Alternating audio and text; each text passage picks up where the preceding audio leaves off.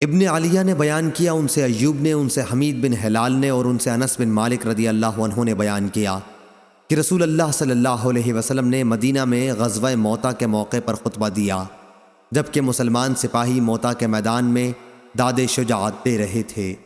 آپ نے فرمایا کہ اب اسلامی علم زید بن حارثہ نے سنبھالا اور انہیں شہید کر دیا گیا۔ پھر جعفر نے علم اپنے ہاتھ میں اٹھا لیا اور وہ بھی شہید کر دیے۔ اب عبداللہ بن رواحہ نے علم تھاما، یہ بھی شہید کر دیے گئے۔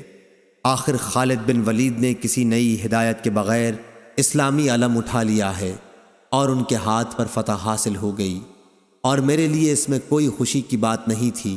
یا آپ نے یہ فرمایا کہ ان کے لیے کوئی خوشی کی بات نہیں تھی کہ وہ شہداء ہمارے پاس زندہ ہوتے، کیونکہ شہادت کے بعد وہ جنت میں عیش کر رہے ہیں۔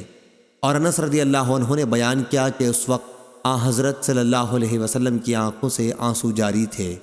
صحیح بخاری حدیث نمبر 3063۔